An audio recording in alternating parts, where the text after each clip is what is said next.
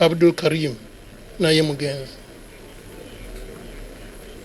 naye oluvannyuma n'atereera. Bismillahirrahmanirrahim. Assalamu alaikum wa rahmatullahi wa barakatuh. Abalungi abatulaba embeera ya Kyennyika-Ggobe amawulire gannaku nnyo yonna gy'osinzira okubanga otulaba nkutegeeza nti tuli Kawempe wano mu maka g'omugenzi Sheikh Nuh Batte Muzaata era nga kitalo nnyo ddala.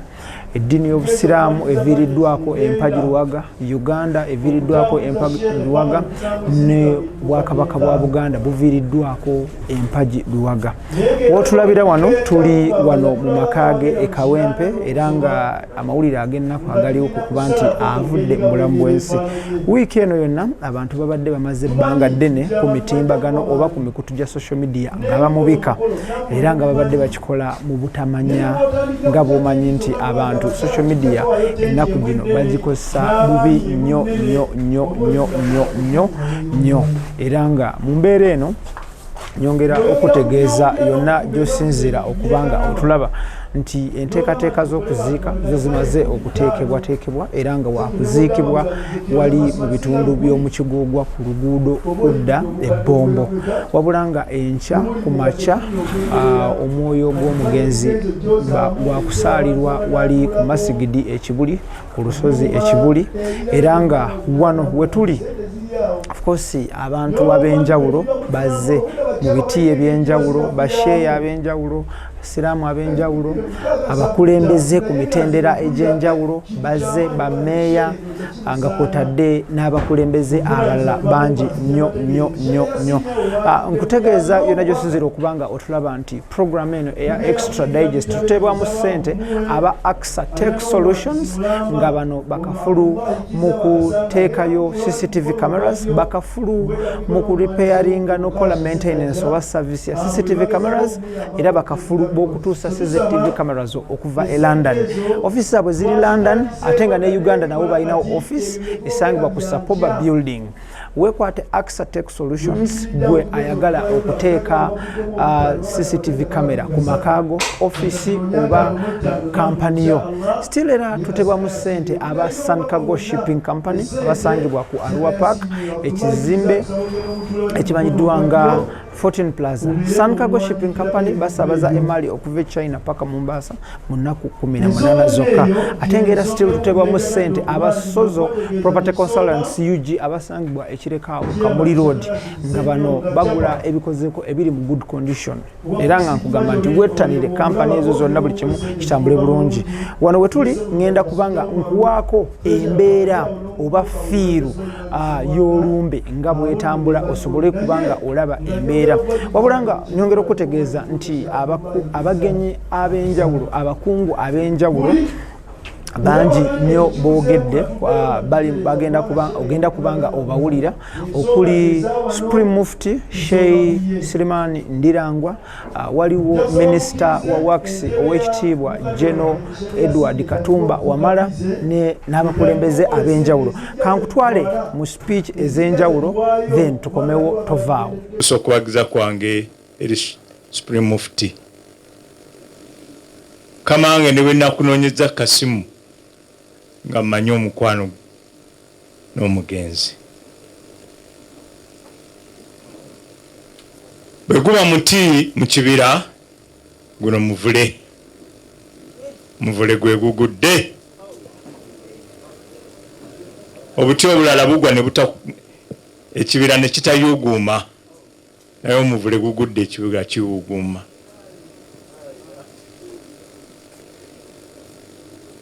Sheikh Muzaata nabadde mukwano gwange ndamu mbadde temumanyi naye nga abadde mukwano gwange wiiki 2 emabega 3 2 kitundu yalina ensonga ekwata ku kifo kino twasisinkana ku Bahai Temple awo n'ambulira ebizibu bye yalina ne tubikwatako nga simanyi ng'era sikirowooza nako Sheikh ajja kugenda mu ddwaliro mu kiseera ekitali kyewala. Mutabani wange Ibrahim Sekate sebo Supreme Gwente Robert Miroyo eyantusako amawulire nti muganda wali ku kitanda. Ne muganda ali ku kitanda, yagenze ddi ku kitanda? Nti ali ku kitanda naye si kyamaanyi, alabika ka pressure. Era ne mubuuza nti nsobola okugenda omulaba? Nga nti bagenda tugira tulindako bamala okumutereeza. Wayitawo olunaku lumu nanga nti tebakkirizayo muntu okuggyako omwana oza abadde wano mulabye yekka yasobola okukola ki okutuukayo. Nga tulowooza bintu bya mpola mpola, ng'era tulina essuubi nti mukwano gwaffe ajja kudda.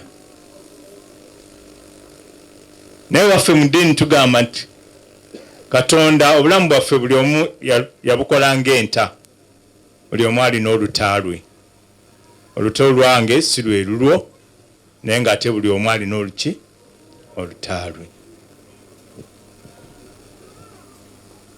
Naye nsaba Mukama Katonda eyatuwa Sheikh Muzaata n'amuwa ebirabo ebyo by'abadde alina eby'okukubuulira nti oli bwereere, yambala ki bulungi, eby'okukubuulira nti Katumba wano otambudde bukyamu si bwe kirina okuba, nga takyogeza mutima mulungi ekyobuteekwekerera bantu. Bw'obanga oli wano nga Sheikh Muzaata alina kyayogera ne kikukwatako, va wano ng'okitutte ng'era okyenyumirizaamu. Abadde muntu ayogera bigambo ebiri abamu bye baga nti biringa omususa naye ng'ate alina omukwano, tawala na muntu.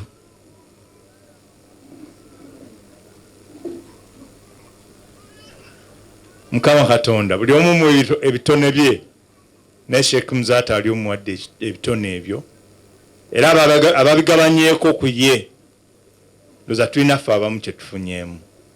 Bw'oba tulina kye wamuyigirako nkusaasidde, kubanga abadde musomesa wa ddala. Eggwanga lino lifiiriddwa. Ate omujjirano mukwano gwa Sheikh Kalisa saasobola kumuziikako, yakagenda banga siddene. Tubadde tukyalimu ebyo nti ate Sheikh Muzaata akoze ki? Agenze. Waliwo mweyage nti bane ye bino ebiriwo oba tutandise okutuuka ku nkomerero y'ensi, okufa kwo nga kuyitiridde okw'omujjirano buli kiseera. Naye ndowooza message erimu nti twerongoose, buli omu akole ki? Yalongoose, alongoose olugendo lwe, kubanga kino kikulaga ti ddala essaawa yonna nange ndi wano ndasana ne simanyi kikola ki kiddako. Mu mbeera eyo bannange, bannayuganda, kino kibeere kyakuyiga gye tuli. Lwaki owalana munno? Lwaki oyagala okukola munno obubi? Ng'ensi eno bagamba nti mugiryako ki? Kaka tugiyitamu buyisi nga mpewo. Lwaki tetwagalana? Ebbanga lino Mukama lyatuwadde okubeera awamu. Lwaki toyagala muntu munno? Lwaki olimba Katonda nti omwagala nnyo gwe tolabangako, nga muntu munno akusula emmanju tomwagala? Twagalane ffenna. Sheikh Muzaata nga bwe mukimanyi Musiraamu, nze ndi musajja Mukristaayo, naye tubadde tutambula bulungi nnyo ddala. Era ndowooza abaali ekiwuli sijjukira ani gwe twali tusaalira. Kiggundu, Meja Kiggundu. Waliwo Sheikh Muzaata kyeyayogera.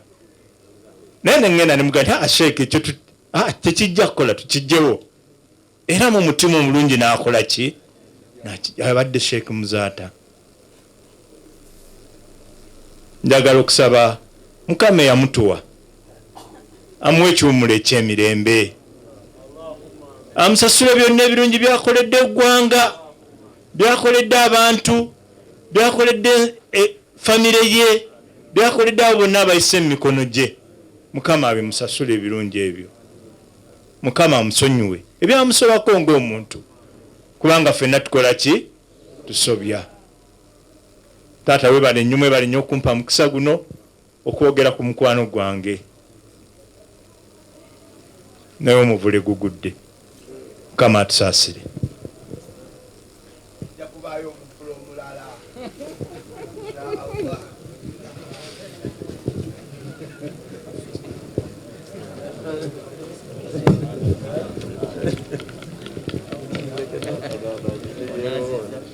Sewo mukadde waffe za Allah olw'obulamu bw'awadde Sheikh Mzata ate n'amusobozesa okukola by'akoze era n'abituukiriza bulungi. Allah tukusaba omuddu wo Sheikh Mzata byonna by'akoze obisse ku minzaani ennungi ey'emirimu gye, omusonyiwe byamusobako ng'omuntu, kubanga ffenna teri ali 100 ku 100 okujjako bamalayika ba Allah. Tusobya mu kino nakiri okyotamanyire oluusi nekyomanyi, naye ebiyitira tusaba Allah subhanahu wa ta'ala osaasire Sheikh Mzata, omusonyiwe ebyo byamusobako ng'omuntu, omuyingize ejjana ey'emirembe. إياك نعبد وإياك نستعين اهدنا الصراط المستقيم صراط الذين أنعمت عليهم غير المغضوب عليهم ولا الضالين. وإلى جميع أصحاب رسول الله أجمعين وأزواجه أمهات المؤمنين بأن معهم بعفوك وكرمك يا أكرم الأكرمين. الفاتحة. الرحمن الرحيم والحمد لله رب العالمين الرحمن الرحيم مالك يوم الدين إياك نعبد وإياك نستعين اهدنا الصراط المستقيم الصراط الذين أنعمت عليهم غير المغضوب عليهم ولا الضالين. وإلى التابعين والتابع التابعين بإحسان إلى يوم الدين. الفاتحة. بسم الله الرحمن الرحيم الحمد لله رب العالمين الرحمن الرحيم مالك يوم الدين إياك نعبد وإياك نستعين اهدنا الصراط المستقيم صراط الذين أنعمت عليهم غير المغضوب عليهم ولا الضالين. واغفر وارحم شيخ نوح مزاتا باتي، اغفر له وارحمه واسكنه في الجنة. اللهم ادخله جنتك برحمتك يا أرحم الراحمين. اللهم غسله بالماء والثلج والبرد ونكه من الخطايا والذنوب كما ينكى الثوب الأبيض من الدنس، وعبدله دارا خيرا من داره وأهل خير من أهله وكه عذاب جهنم. اللهم ادخله جنتك برحمتك يا أرحم الراحمين. الفاتحة. بسم الله الرحمن الرحيم والحمد لله رب العالمين الرحمن الرحيم مالك يوم الدين إياك نعبد وإياك نستعين اهدنا الصراط المستقيم صراط الذين أنعمت عليهم غير المغضوب عليهم ولا الضالين. يا أرحم الراحمين ويا أكرم الأكرمين ويا أجود الأجودين يا رب العباد اغفر وارحم شيخ نوح مزاتا باتي. اللهم اغفر له وارحمه واسكنه في جنة النعيم. الفاتحة. بسم الله الرحمن الرحيم والحمد لله رب العالمين الرحمن الرحيم مالك يوم الدين إياك نعبد وإياك نستعين اهدنا الصراط المستقيم صراط الذين أنعمت عليهم غير المغضوب عليهم ولا الضالين. آمين. اللهم اجعل قبره روضا من رياض الجنة. اللهم اجعل قبره روضا من رياض الجنة. اللهم ادخله جنتك برحمتك يا أرحم الراحمين. الفاتحة. بسم الله الرحمن الرحيم الحمد لله رب العالمين الرحمن الرحيم مالك يوم الدين إياك نعبد وإياك نستعين اهدنا الصراط المستقيم صراط الذين أنعمت عليهم غير المغضوب عليهم ولا الضالين. آمين. اللهم ارحمنا إذا صرنا إلى ما صاروا إليه. اللهم ارحمنا إذا صرنا إلى ما صاروا إليه. اللهم ارحمنا إذا صرنا إلى ما صاروا إليه برحمتك يا أرحم الراحمين. اللهم ارحم موتانا وموتى المسلمين. الذين شهدوا لك بالوحدانية ولنبيك بالرسالة وماتوا على ذلك اللهم اغفر لهم وارحمهم وعافهم وعاف عنهم وأكرم نزلهم ووسع مدخلهم ونكهم من الخطايا والذنوب كما ينكى الثوب الأبيض من الدنس. ربنا آتنا في الدنيا حسنة وفي الآخرة حسنة وقنا عذاب النار وأدخلنا الجنة مع الأبرار يا عزيز يا غفار يا ذا الجلال والإكرام. ربنا آتنا في الدنيا حسنة وفي الآخرة حسنة وقنا عذاب النار وعذاب الدين وعذاب القبر. Embera yeyo nayenga nganya nyongera okutegeeza nti tutebwamu ssente aba AXA Tech Solutions nga bano bakafuluba okutuusa CCTV cameras okuva e London era nga bano aba AXA Tech Solutions bakola repair, bakola maintenance, bakola service ya CCTV cameras plus installation. Yonna gy'osinziira okubanga otulaba weekwate aba AXA Tech Solutions. Ennamba yaabwe ey'essimu eyitawo wansi awo mpola ojja kuba n'omukuumi w'emmundu oba wakasaale naye at the end of the day CCTV camera ogyetaaga nnyo era nga kampani erimu egenda okikukolera emanyiddwa nga AXA Tech Solutions. Then ate bo abasanikago bagamba nti omusuubuzi awangalire China ne Uganda kampani erimu egenda okubanga ekukwatira ku kyokusuubula kyo bagiyise Sankago Shipping Company era nga nabo ennamba yaabwe y'essimu eyitawaawo wansi mpola. Then ate nga banywanyi baffe aba Sozo Property Consultants UG bagamba bajja kugulako kyonna kyotunda nga kiri mu good condition era nga nabo ennamba yaabwe y'essimu eyitawo wansawo bakubireko babaweereze WhatsApp. Lastly nga tuwunzika nyongera okutegeeza nti Sheikh Nuh Bate Muzata yasembayo okulabikira kukusabira maiti ya Dr. Abdul Anas Kalisa wali ekibuli era nga twakulaga akatambi ku mukutu gwaffe gwe mukolo oba ye event oba public gathering gye yasembayo okulabikiramu waayita ennaku zaalinga 2-3 ntono nnyo ne batugamba nti Sheikh afunye obulwadde era addusiddwa mu ddwaliro lya IHK ennamuwongo oba ekisugu era nga ye public appearance gye yasemberayo ddala okukola. Bannayuganda abawangalire Uganda n'abawangalire Bunaayira honestly speaking mubadde mugoberera Sheikh ono ku radio ku TV ku social media obubaka bwe ne message ye n'ebigambo bye bibadde by'amaanyi nnyo eri obulamu bw'abantu. Abadde ayogera ensonga ezikwata ku bantu, abadde ayogera ensonga ezikulaakulanya ensi ye n'eddiini y'Obusiraamu.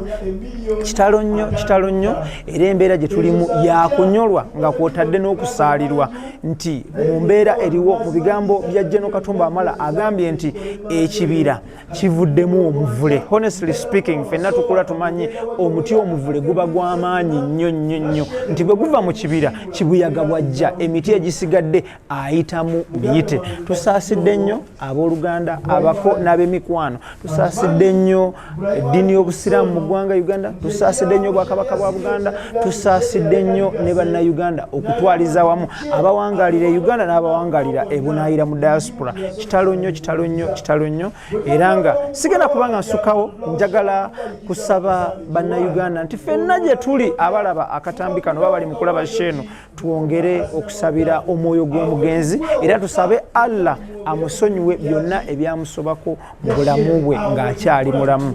Ate era still tubeere nga twongera okubeera nga appreciating abantu. We need to appreciate people in one way or the other. So nsaasidde nnyo abooluganda abako n'ab'emikwano. Ibrahim Kasage manya gange njala kwebaza ttiimu gye ntambudde nayo olunaku olwaleero, Idris Lukwago, Daniel Tony Senabulya, ate still neebaze basponsa baffe abatuteekamu essente. Thank you so much.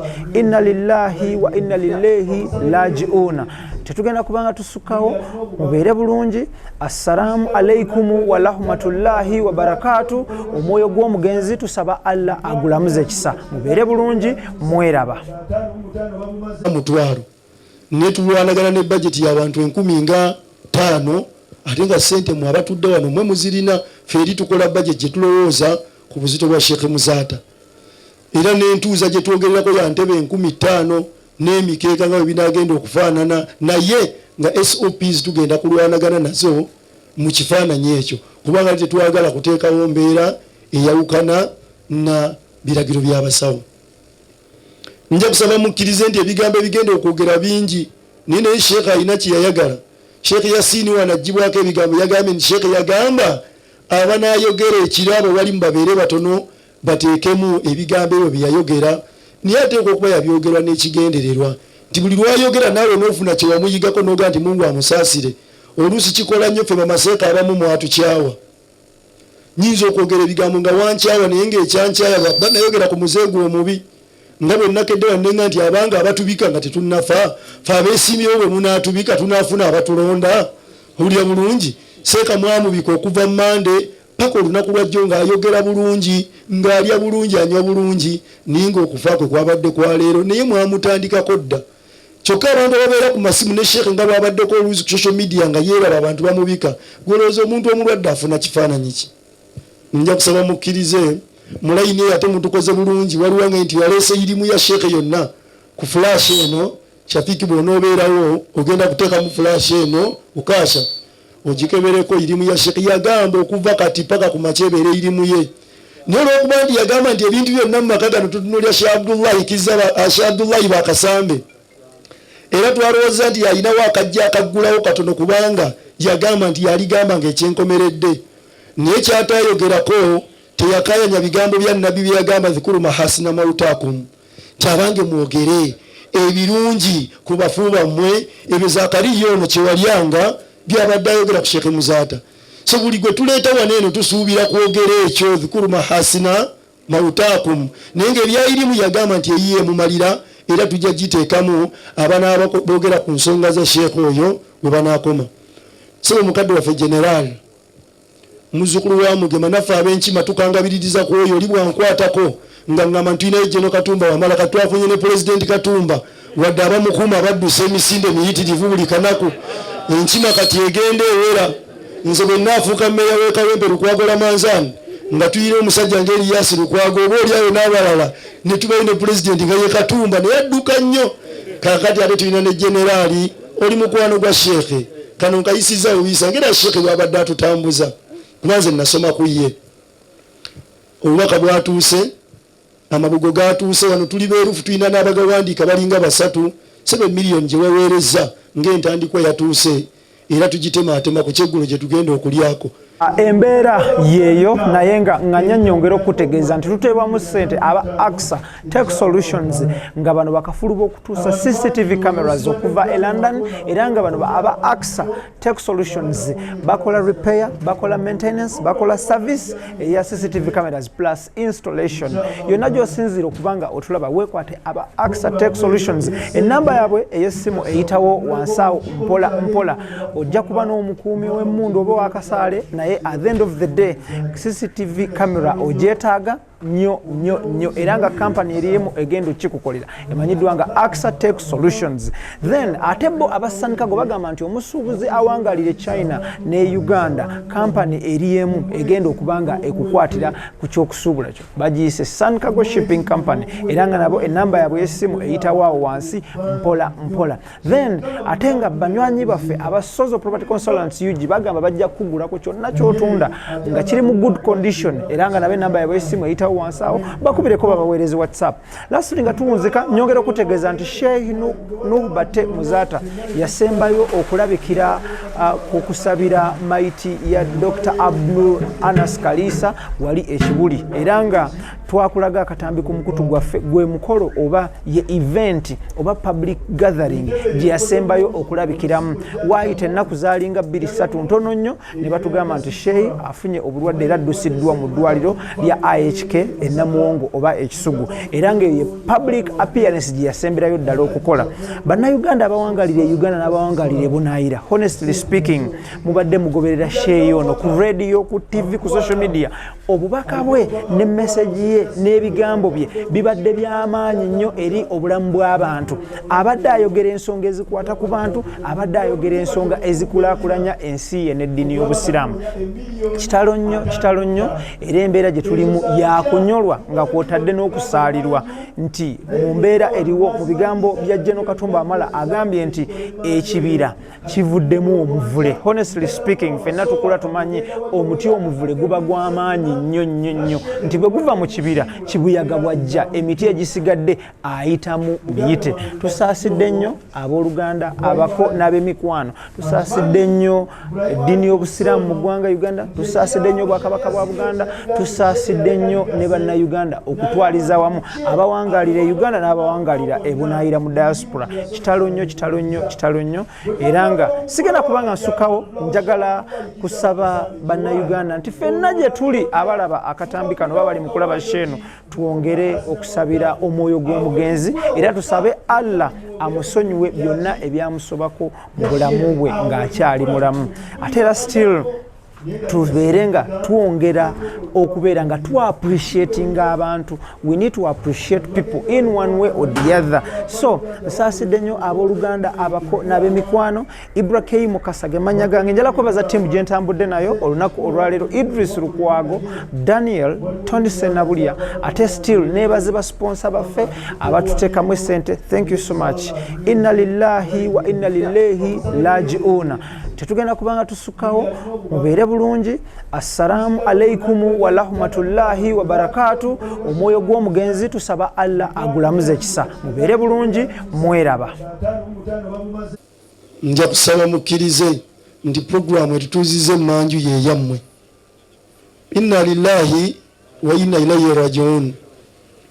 Zakariya Kyewalyango ono bw'abadde ayogera ng'ayogera ku Sheikh Muzata twasoma